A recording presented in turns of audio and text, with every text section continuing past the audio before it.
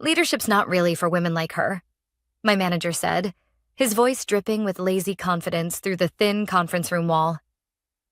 I froze mid-step, holding my coffee like a prop in a play I hadn't auditioned for. She's reliable, he continued, chuckling, but she's not visionary. You know how they are. Great with details, not big-picture thinkers. There was a faint laugh from whoever was on the call with him, then the rustle of papers, then silence. Just long enough for me to realize that I wasn't supposed to hear any of it. But I did. Every word. I stood there for a few seconds, watching the condensation slide down my coffee cup. I should have walked away. I should have shrugged it off like every other time he'd made a small, cutting remark. But something about the way he said women like her lodged itself under my ribs like a splinter I couldn't ignore. I turned, walked back to my desk, and sat down. My fingers hovered over the keyboard, pretending to type. On my monitor, my reflection stared back at me. Tired, controlled, small. That was the morning something cracked. Not loudly, not dramatically. Quietly. Like a bridge giving way under years of quiet weight. If you're still watching at this point, do yourself a favor. Tap subscribe and like. Because if you've ever been underestimated, this story is for you. Back to that moment. My name's Amy, and I'd been at Stratus Dynamics for 6 years. I wasn't flashy, I wasn't loud, but I got results. Consistent ones. The kind that didn't make headlines, but built empires. My boss, Gregory Steele, loved results. As long as they had his name on them. When I joined, he'd been the golden boy of the company. Charismatic, quick with buzzwords. The kind of man who turned networking into performance art. People said he could sell sunlight to the desert. What they didn't say was that he sold other people's work as his own. And me? I was his favorite product. For years, I'd been the quiet hand behind the deals he bragged about. I wrote the onboarding frameworks, managed client transitions, and handled fires that would have burned through the company if I hadn't stayed late, unpaid, fixing them. He'd call it teamwork. But the team was me and my insomnia. Still, I stayed. Because that's what you're told to do, right? Keep your head down. Work hard. Be patient. Recognition will come. Except it doesn't. It was around that same time that Greg started preparing his Q4 miracle, as he called it. He'd been working on a big deal with 3 of our top-tier clients, Vection Labs, Atlas Core, and Meridian Biotech. Deals I had built from scratch. Every presentation deck, every client correspondence, every forecast had my fingerprints all over it. But when Greg sent the summary reports to the executive board, my name was gone. Replaced with team lead Gregory Steele. I didn't say anything. Not yet. I'd learned that silence was my sharpest weapon. It let me listen, observe, document. Because what Greg didn't know was that while he was practicing his leadership monologues, I was building a different kind of presentation, one he'd never get to rehearse. The first file I created was titled December Portfolio Backup. Innocent enough. Inside it, I started saving everything. Original drafts, time-stamped edits, meeting notes, even the Slack messages where he delegated my work back to himself. Then I created another folder. Private. Offline. Encrypted. Its name? Northwind. Because if he thought I was a harmless breeze, he had no idea what kind of storm was coming. A week later, I was in the break room when I overheard Greg again, this time bragging to the CFO's assistant. Next quarter, we're scaling to $25 million in renewals. I've restructured client engagement completely. I nearly laughed out loud. I had restructured it. I sipped my coffee and listened. He kept talking, his tone casual but arrogant. Honestly, once we close Vection, I'll hit my bonus cap. Probably around $900,000. No, wait, $980,000. That number stuck. $980,000. Nearly $1 million. Earned on the back of my work. My weekends, my patience. That was when the quiet fracture became a fault line. From that day on, I documented everything. Every modified file, every email sent from his account that mirrored mine.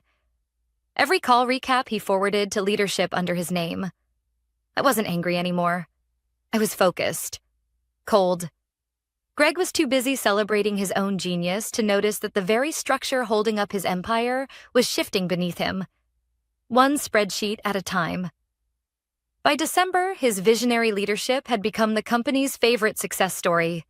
Posters, interviews, even a LinkedIn spotlight. And me? I smiled, clapped during meetings, and nodded through his fake humility.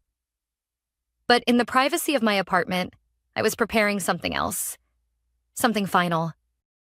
Because leadership, I realized, isn't about who talks the loudest. It's about who builds quietly and knows when to walk away. And the morning Greg got his $980,000 bonus, I was ready to do exactly that. To walk away and leave behind the kind of truth that doesn't need to shout to destroy a man. When people picture revenge, they imagine shouting, slam doors, maybe a dramatic resignation speech that goes viral on LinkedIn. Mine started with something far less cinematic, a spreadsheet. It was a gray Monday morning in November when I opened a blank Excel file and typed the title, Client Attribution Overview. No one in the office would have blinked. Data sheets were my specialty. Greg used to call me the spreadsheet whisperer when he wanted something fixed before his next presentation. I didn't smile anymore when he said it. Each row on that sheet represented one thing Greg had stolen. Projects, clients, initiatives, ideas. I began filling in the details. Column A, client name. Column B, deal size. Column C, original project lead. Column D, presentation credits. Column E, evidence. By noon, I already had 12 rows filled. At first, I just wanted to protect myself. To make sure if something went wrong, I had proof. But the deeper I went, the clearer it became. Greg's entire reputation was built on lies. It started small. A client named Atlas Corp had sent him an email thanking me for helping them streamline their reporting system. Greg forwarded that same email to the executive team. Except he'd edited it. My name was gone. Then there was Meridian Biotech. I'd written the onboarding strategy and coordinated with their IT lead through countless 2 a.m. messages. When Greg presented the results at a board meeting, he said, "My team developed an innovative rollout framework." My team. That sentence hit harder than any insult. Because there was no team. Just me. If you're still watching, you probably know that feeling. The quiet, nauseating realization that someone's been taking credit for your life's work. That's where the story really begins to turn. Because after that day, I stopped reacting. I started collecting. I made copies of project decks before Greg finalized them. I archived client call transcripts, forwarded emails to my personal inbox, and kept an offline folder on a password-protected drive. I wasn't planning an expose. I was documenting a crime scene. Around that time, HR started sending out performance check-ins, harmless on the surface. But after 6 years, I knew what they meant. Greg was laying groundwork for a soft termination. Constructive offboarding, they called it once. That week, my feedback email arrived. "Amy, we've noticed some concerns about collaboration and visibility. Greg mentioned you've been resistant to new leadership direction." I stared at the screen, almost laughing. Resistant? I'd been erased. I replied politely, attaching 3 client thank you emails and a project timeline showing I'd hit every deadline early. No response. The following Friday, Greg cornered me by the break room. "Don't take the feedback personally," he said, sipping his overpriced protein shake. "You just need to learn how to, share the spotlight. Leadership loves team players." He smiled as if he hadn't just stabbed me in the back and asked me to applaud. That night, I added another sheet to my file. This one was titled Behavioral Documentation, Supervisor. I logged every comment, every coaching conversation, every unexplained performance flag. I also added one more thing. A note to myself. Stay calm. Truth needs quiet to grow teeth. By December, the office was buzzing about Greg's bonus. People whispered numbers in the hallway. $800,000, $950,000, almost $1 million. He played it down, of course, but I saw the new watch, the designer briefcase, the extra bounce in his walk. I was sitting 2 desks away when his assistant congratulated him. He laughed and said, "All those late nights paid off." We crushed Q4 late nights. Mine. That was when I started building the list. I opened a new Word document. Simpler, easier to print. The first line read, Client Impact Summary, Q4, prepared by Amy R., original author. Under each client, I wrote a short paragraph describing my contributions, clear, factual, supported by timestamps and file paths. For each project, I noted the first date of contact, the email sent, and the key deliverables. It wasn't revenge. It was insurance. Still, as the list grew, I couldn't help but notice how neatly it mirrored Greg's strategic vision report. Word for word in some sections. He hadn't even changed the phrasing. He'd stolen not just credit, but my voice. One evening, while finalizing numbers for Vection Labs, I got a message from the client's VP. "Amy, really appreciate your clarity during today's call. You make this stuff easy to trust." That line stuck with me. Easy to trust. I realized that was the one thing Greg couldn't steal. Relationships. My clients didn't trust him. They trusted me. So I started quietly checking in. Nothing dramatic. A few messages here and there. Just confirming you received the updated onboarding plan. Let me know if there's anything we can improve next quarter. Polite, professional. Each reply confirmed what I already knew. They saw me as the real face of their success. That's when I understood the real leverage I held. Numbers can be manipulated, credit can be stolen. But loyalty? That's earned. And Greg had none of it. By mid-December, my client impact summary stretched 12 pages long. I printed it once, clean, formatted, signed. Then slid it into a folder and locked it in my desk drawer. The label read, Q4 deliverables, internal. If anyone saw it, they'd assume it was just another report. But to me, it was something else entirely. It was the first quiet step toward freedom. The moment I decided I wasn't waiting for recognition anymore, I was preparing for justice. By January, Greg's smile had become sharper, thinner, like a knife someone forgot to wash. The office buzzed with New Year optimism, resolutions, and endless talk about Q1 growth projections. But beneath the fake energy, I could sense something shifting. The HR director started dropping by my desk more often. The CFO's assistant suddenly wanted updates on project budgets I'd already submitted. And Greg? He'd begun copying leadership on every email to me, always with a faint tone of condescension. "Amy, please ensure accuracy this time.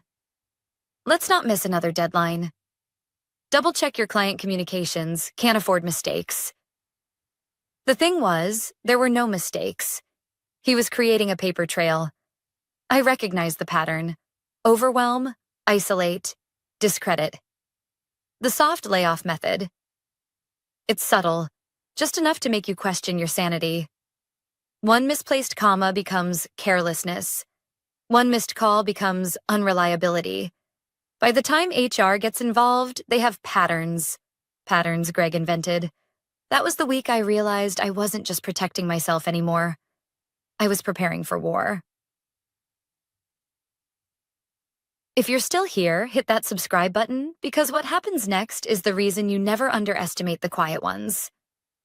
On Wednesday morning, Greg called me into his office. He was all charm. "Amy, sit down. Listen, I know last quarter was intense. Leadership's just concerned about your ability to scale with the company's future direction. Translation: we're setting you up." He smiled, folding his hands like a benevolent mentor. "You've got great potential. You really do. You just need to work on visibility. Be more collaborative. Maybe shadow someone senior to refine your strategic approach." I almost laughed. I'd been running his strategies for 2 years. Instead, I nodded. "I understand. I'll document everything moving forward, just to be clear on performance metrics." His smile faltered for half a second, just enough to confirm he knew what I meant. Documentation. He dismissed me, probably thinking I'd crawl away and start overperforming to prove myself. But I walked straight to the copy room, closed the door, and took out my phone. I recorded a voice note. January 12th. Greg implied performance concerns. No formal warning issued. Confirmed focus on documentation. I didn't want revenge. I wanted evidence. 2 days later, the setup escalated. Greg forwarded me an urgent client project, Vection Labs system update. The same one I'd finished weeks ago. The version he sent was incomplete, outdated. If I used it, it would make me look careless. Classic move. So I sent him a short reply. Noted. Please confirm this is the latest approved version. I'm seeing a discrepancy in file date, no accusation. Just accountability. He didn't respond. Instead, the next morning, I got an email from HR. Hi, Amy. We'd like to schedule a quick check-in about project management practices. I almost smiled. The trap had been set. Only it wasn't for me anymore. Because behind the scenes, my Northwind folder had doubled in size. Every version, every timestamp, every deleted comment, saved and mirrored. I'd even started exporting call logs and saving calendar invites, noting every instance where Greg had reassigned my meetings to himself. I was no longer scared, just patient. A week later, Greg slipped up. He was in the break room with Tyler from finance, loud as always, like the walls were his audience. Nearly $1 million bonus, he said, laughing. Not bad for a quarter that almost went sideways. Saved it with my quick thinking. Tyler asked what he meant. Greg smirked. Vection, Meridian, Atlas Core, those were mine. I rebuilt the frameworks from scratch. Amy's work just needed polish. I stood by the doorway, out of sight, pretending to read the notice board. The air around me went cold. It wasn't the lie that hurt anymore. It was how easy it came to him. That night, I backed up everything again. This time to an external hard drive I kept in my apartment safe. I printed copies of critical documents and labeled them. Client attribution. Q4 and Q1 transition. Then I did something Greg would never have expected. I reached out to an attorney. Her name was Vanessa Price, a quiet professional recommended by an ex-employee who'd left Stratos Dynamics amicably, only to later settle for a substantial sum. I met her at a small cafe downtown. She listened as I explained everything. Greg's theft of credit, the altered project decks, the false feedback loop with HR. She didn't interrupt, just took notes. When I finished, she leaned forward. Don't confront him, she said. Keep documenting. Date everything. Let them think you're compliant. They're building a case against you, but we'll build one stronger. If it goes to audit, you'll have every proof you need. Her calmness felt like oxygen. She added one more thing. Amy, when the time comes, don't shout. Just hand them the truth and walk away. Over the next 2 weeks, I followed her advice to the letter. I arrived early, stayed late, responded promptly, documented everything. And while Greg strutted through meetings with his $1 million grin, I sat quietly, taking notes, each one a thread that would eventually unravel him. He had no idea that his visibility strategy was lighting up the very trail that would expose him. By the end of January, my Northwind file wasn't just documentation. It was a mirror, one that showed exactly who Greg Steele really was when no one else was looking. And soon, the entire company would see it too. By mid-February, the office felt different. Maybe it was me. Maybe it was the tension that hums right before a storm breaks. Greg had started pacing more during meetings, barking at interns, interrupting directors. His arrogance had grown proportionally to his bonus. Everyone could see he was untouchable, or so they thought. I'd stopped reacting to his taunts weeks ago. When he joked, "Amy, try not to mix up the numbers this time," I just smiled and nodded. What he didn't know was that I had already memorized every number in his so-called visionary report. The same report I'd built, cell by cell, formula by formula. It was around that time that I received an unexpected message from an old contact, Ethan, a senior recruiter from Meridian Partners, one of our competitor firms. We'd met years ago at an industry conference. He'd always said, "If you ever get tired of making other people rich, call me." That night, I finally did. If you're still watching, you might want to stick around, because this is where quiet planning turns into something much bigger. Ethan picked up on the second ring. "Amy, been a while. What made you call?" I hesitated for only a second. "Let's just say I'm exploring options." His tone shifted. Professional now. "Understood. You still managing the Vection and Meridian accounts?" "I am," I said carefully. He paused, as if running the numbers in his head. "You're sitting on gold, Amy. How soon could you move?" "I'm not moving yet," I said. "But hypothetically, if I were, I'd want a clean exit. No noise, no mess." Ethan chuckled. "Then you came to the right person. Let's grab coffee tomorrow." The next morning, I met him at a cafe near the river, quiet enough for conversation, loud enough to blend in. He slid a folder across the table. "Here's what I can offer. Senior implementation lead, salary bump, signing bonus, and remote flexibility. What we'd need from you is simple. Relationships. You've got them. We'd give you the resources to build properly this time." He didn't need to say it. He was asking if my clients would follow. I didn't answer right away. Instead, I thought of all those nights staying up to fix Greg's errors, all the weekends I'd spent rewriting his reports, all the times he'd told me I was support staff with a smile. Finally, I said, "If I go, I won't go alone." Ethan smiled. "That's what I hoped you'd say."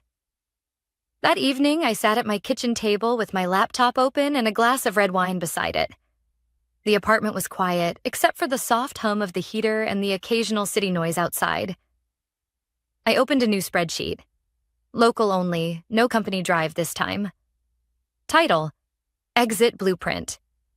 First column, client name. Second, account value. Third, relationship strength, 1 to 10. Fourth, transition risk, low, medium, high. I started listing them. Vection Labs, 9 out of 10. The VP still used templates I'd built last year. Meridian Biotech, 8 out of 10. The CEO had called me directly for updates when Greg was unavailable. Atlas Core, 7 out of 10. Some loyalty to Greg, but mostly convenience. I highlighted the ones that mattered in green. The clients who trusted me, not the company. When I finished, I leaned back and stared at the document. It wasn't revenge. It was truth in spreadsheet form. For the first time in months, I felt calm. The next week, Greg started dropping more hints. "So, Amy," he said during one team meeting, "leadership's been talking about structural changes." Just so you're not surprised if things shift, I knew that tone. It was the prelude to elimination. He was setting me up for a performance-based transition, probably already drafting the justification email. I nodded. "Good to know, Greg. Thanks for the transparency." He smiled, clearly pleased with himself, but 2 hours later, I sent a different kind of email, from my personal account to myself. Summary of February 17th team meeting. Greg referenced potential structural changes affecting my role. No documented concerns or performance issues on record. Vanessa, my attorney, had taught me that trick. "If it's not written down, it doesn't exist," she'd said. And every time Greg thought he was playing chess, I was quietly writing the rulebook. By March, Ethan sent over the official offer. 6-figure base, performance bonus, and most importantly, a signing bonus that matched 3 months of my salary.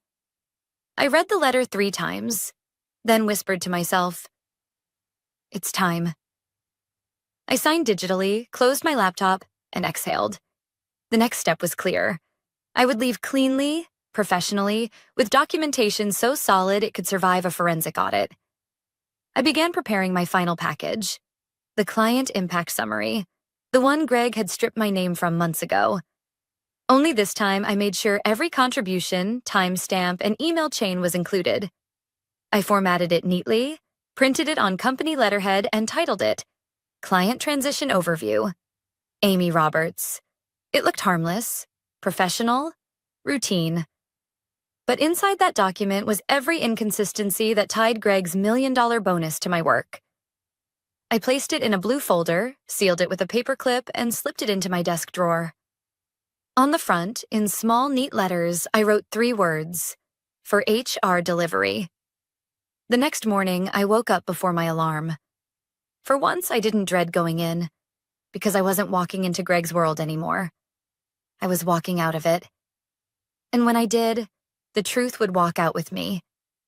The morning Greg got his $980,000 bonus, he showed up an hour late, sunglasses on, holding a latte like a trophy. The office buzzed with fake congratulations. Someone had brought cupcakes. HR had sent out an email calling him a model of leadership and innovation. I watched from my desk, typing the final lines of my resignation letter. No speech, no drama, just one clean paragraph. Please accept this as my formal resignation, effective 2 weeks from today. Thank you for the opportunity. I printed it, signed my name, and placed it into the blue folder I'd prepared, the same one holding my client transition overview. At 10:15 a.m., Greg strutted into my cubicle area, flashing that smug grin that never reached his eyes. Amy, quick update. Vection wants the revised implementation by end of week. Make sure it's flawless, yeah? I looked up, smiled politely. Of course, Greg. But you'll need to reassign it. I won't be here next week. His grin faltered. Sorry? I stood, folder in hand. I'm resigning. Effective immediately. HR has the notice and documentation. For a moment, he just blinked, trying to process what I'd said. Then he laughed, loudly, mockingly. You're quitting? Right after we hit record numbers? Bad timing, Amy. Not a smart move for your career, I smiled back. Maybe. Or maybe perfect timing. And with that, I walked to HR. If you've made it this far, you'll want to stay till the end. Because what happened next proved one simple truth. Paperwork has more power than pride. Jill from HR looked up when I entered her office. She tried to smile, but it faltered when she saw the folder. I just wanted to submit this, I said, placing it neatly on her desk. She flipped it open, expecting a routine resignation. Her eyes paused on the second document, the client transition overview. What's this? She asked. Just something to help with the handover, I said lightly. Each client file includes my contributions, communication records, and original project timelines. Might make it easier to avoid disruption. Her eyes skimmed the first few pages and her face changed. These are all Greg's clients. Greg's? I tilted my head. Or mine. I didn't need to say more. The timestamps, email chains, and notes spoke louder than I ever could. Jill excused herself. Muttering something about needing to loop in finance, I left quietly, passing Greg's office on the way out. He was laughing into his headset again, probably bragging about his leadership results. He didn't even look up as I walked by. The next morning, I was sitting at my kitchen table with coffee when my phone buzzed. It was a message from a former coworker. What did you do? CFO just called an emergency audit. Something about client attribution and bonus validation. I didn't reply. I just sat there, sipping my coffee, while the pieces started falling exactly where they were supposed to. By noon, the updates started trickling in. Greg had been called into a closed-door meeting with the CFO, 2 members of legal, and HR. The door had stayed shut for nearly an hour. By 1, people said the CFO's voice could be heard down the hallway. Explain why these deliverables list your name when the metadata shows Amy Roberts as the author. Someone else claimed the CFO had slammed a folder on the table, the one I'd left behind. Greg apparently went pale. At 3 o'clock, my phone rang again. It was Ethan from Meridian Partners. You're trending, Amy, he said, half joking. Industry grapevine says Stratus Dynamics just froze an executive bonus pending review. That wouldn't happen to be connected to you, would it? I laughed softly. I just left a folder. Remind me never to get on your bad side, he said. That evening, another message arrived, this time from Debbie, my main contact at Vection Labs. Heard you've moved on, Amy. Congratulations. If your new company's open to collaborations, we'd love to continue working with you. And then another one from Meridian Biotech. Let us know your new business email. We'd prefer to keep consistency with you handling our account. 3 clients reached out within 24 hours. Greg's empire was already cracking. 2 days later, Stratos Dynamics issued an internal memo.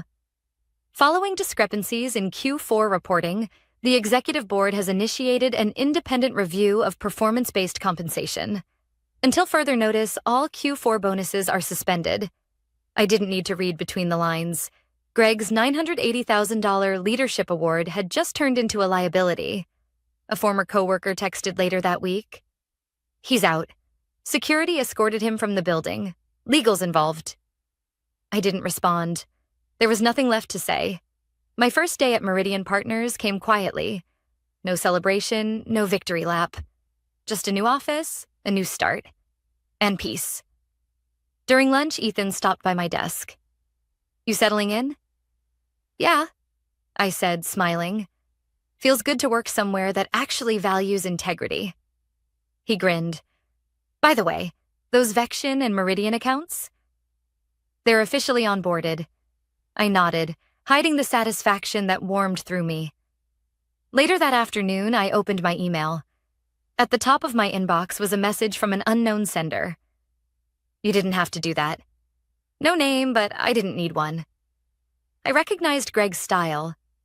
Condescending, defensive. I typed back a single line. Leadership's not really for men like you.